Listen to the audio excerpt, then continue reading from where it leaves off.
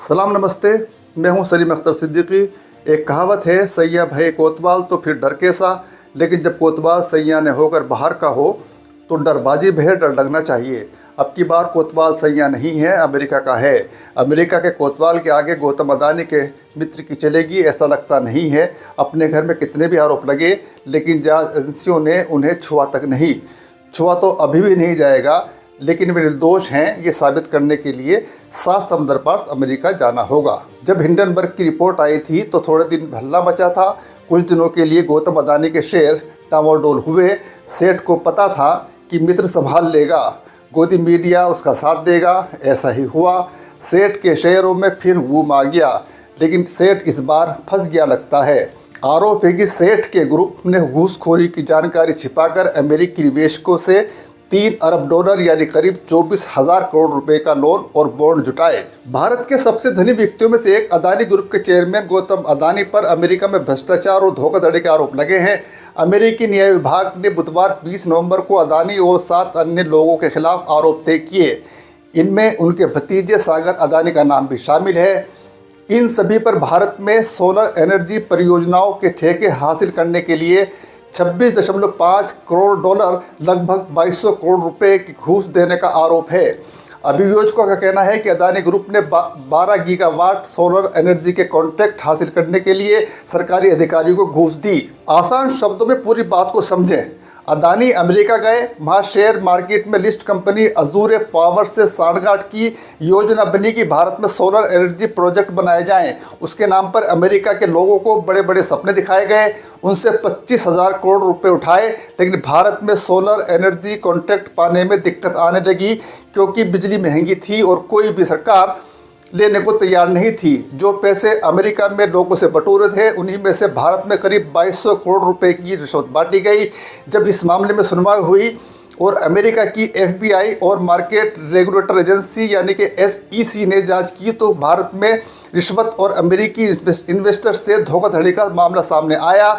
America के department of justice की grand jury ने अदानी के खिलाफ आरोप लगाते हुए वारंट जारी कर दिया। 2 साल की जांच से सामने आया कि अदानी ने भारत के रेगुलेटर सेबी से भी झूठ बोला था। क्या ये हैरत की और कमाल की बात नहीं है कि झूठ बोलने और रिश्वत देने के मामले में अमेरिका में तो कार्रवाई हो रही है, लेकिन नरेंद्र मोदी के रहते अदानी सेफ हैं। कमाल की बात यह भी है कि अमेरिका में 2 साल तक जांच चलती रही, लेकिन भारत में पत्ता भी नहीं खड़का। जगत सेठ यानी गौतम अदानी ने अपने ऊपर लगे आरोपों का खंडन किया है। उनका खंडन करना ज़रूरी है, उनका अधिकार भी है, लेकिन खंडन करने से बात तो नहीं बनती। ये तो अमेरिकी अदालत में तय होगा कि आरोप गलत हैं या सही हैं। 62 साल के गौतम अदानी भारत के दूसरे सबसे धनी व्यक्ति हैं।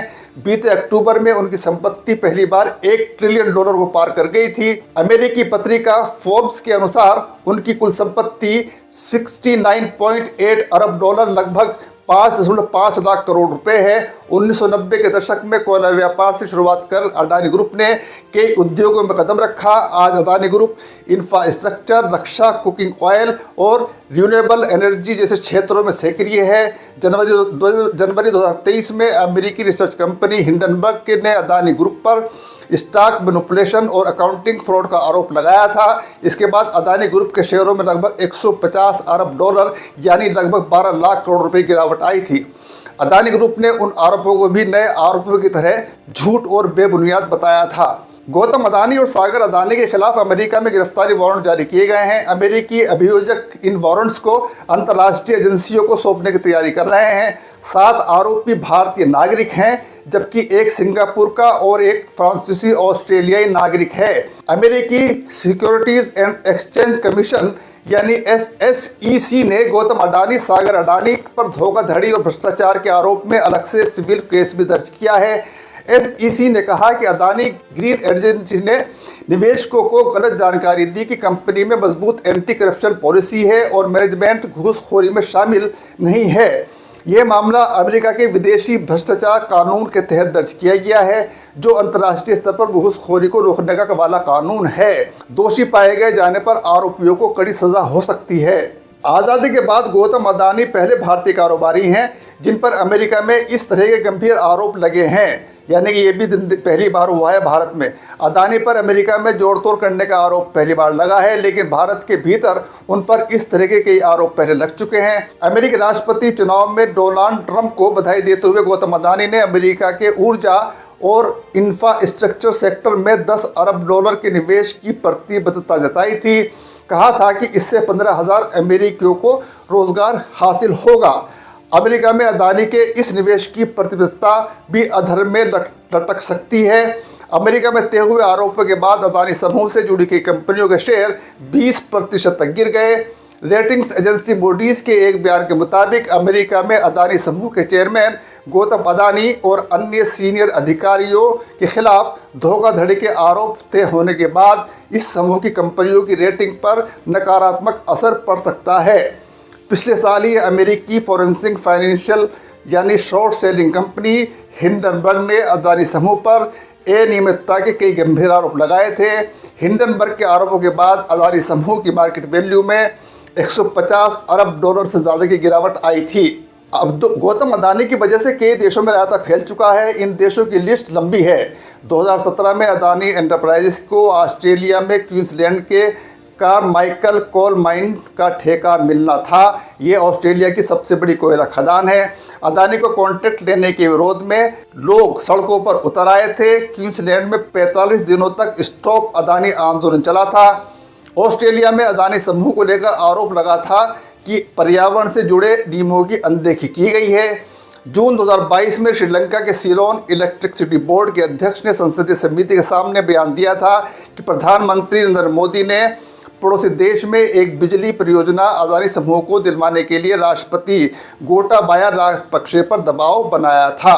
भारत के अंग्रेजी बिजनेस दैनिक बिजनेस स्टैंडर्ड के मुताबिक हाल ही में बांग्लादेश के हाई कोर्ट ने अदानी समूह के इलेक्ट्रिसिटी से जुड़े सभी समझौते की समीक्षा के लिए एक उच्च स्तरीय समिति का गठन किया था।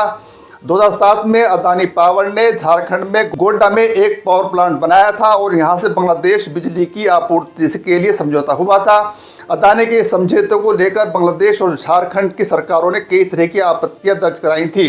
2021 में अदानी पोर्ट्स ने म्यांमार के यांगून में एक कंटेनर टर्मिनल बनाने की योजना भी जांच के दायरे में आ गई थी, क्योंकि म्यांमार की सेना से लीज पर ज़मीन ली गई थी। अंतर्राष्ट्रीय स्तर पर इसकी आलोचना इसलिए हुई थी कि म्यांमार की सेना मानवाधिकारों का उल्लंघन कर रही है और अदानी उससे समझौते कर रहे हैं।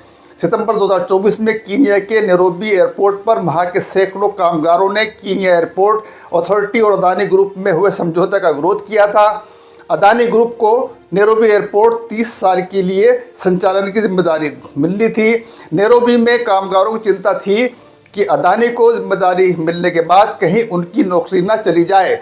भारत में हर जगह अदानी नजर आते हैं। ऐसा लगता है कि गौतम अदानी ने पूरी दुनिया को भारत समझ लिया है। जहाँ वे कुछ भी करते रहेंगे, कोई कुछ नहीं बोलेगा। ये तय है कि भारत में गौतम अदानी कुछ भी करते रहें, उनके खिलाफ कोई कार्रवाई नहीं होगी। जब तक नरेंद्र मोदी हैं, अदानी सेफ हैं, तभी मोदी कहते हैं कि एक रहेंगे तो सेफ रहेंगे। गोदी मीडिया जी जान से गौतम अदानी का बचाव करेगा और करता भी है, कर भी रहा है। नरेंद्र मोदी के मित्र का बचाव करना गोदी मीडिया के एंकरों और एंकरनियों का धर्म है। वे अपना धर्म नहीं छोड़ रहे हैं, पूरा धर्म निभा रहे हैं। इसलिए इस मुद्दे पर गोदी मीडिया में कोई डिबेट नहीं देखेंगे आप लोग। भारत की जांच एजेंसियां कुछ भी करेंगी, उन अधिकारियों से पूछताछ नहीं करेंगी जिन्हें रिश्वत दी गई है। होना तो ये चाहिए कि गौतम अदानी को इस मामले में पूछताछ होनी चाहिए, लेकिन ऐसा कि जैसा राहुल गांधी ने कहा है, जब तक पीएम नरेंद्र मोदी हैं, गौतम अदानी एक हैं तो सेफ हैं। हम जानते हैं कि भारत सरकार अदानी के खिलाफ कोई कार्रवाई नहीं करेगी, क्योंकि अदानी अंदर जाएंगे तो पीएम भी जाएंगे। बीजेपी की फंडिंग अडानी से जुड़ी है। गौतम अडानी के मामले में विदेशों में भारत की छवि कैसी बनेगी? क्या दुनिया भर में संदेश जाएगा कि भारत का प्रधानमंत्री गौतम अडानी का संरक्षक बना हुआ है? रिश्वत का पर्दाफाश होने के बाद कीनिया ने अडानी से किए गए सभी समझौते रद्द कर दिए हैं। अब देखना यह है कि जो भूकंप अमेरिका में आया है उसका कंपन भारत में कितना होता है। ये भी देखना है कि भूकंप के इस कंपन को रोकने के लिए देश में कोई नया भूकंप लाया जाता है क्या। हो सकता है कि इस खबर को दबाने के लिए कुछ ऐसा किया जाए ताकि लोग इस खबर को भूल जाएं और एक बार फिर अडानी सेफ हो जाएं। सलाम नमस्ते, मैं हूं सलीम अख्तर सिद्दीकी। बहुत बहुत शुक्रिया। क्या लगता है अगला कदम क्या होगा? नई दिल्ली स्थित अमेरिकी दूतावास और केनियन एम्बेसी पर रेड करना? वैसे करनी भी चाहिए। भला बताइए, अडानी के कॉन्ट्रैक्ट कैंसिल कर रहे हैं, अडानी के खिलाफ वारंट इशू कर रहे हैं, सहेंगे मोदी जी? एक बात याद रखना अमेरिका वालों और कीनिया वालों, मोदी जी सब कुछ बर्दाश्त कर सकते हैं, लेकिन अडानी पर आंच आ जाए वो कतई बर्दाश्त नहीं करेंगे, ये भूलिएगा मत।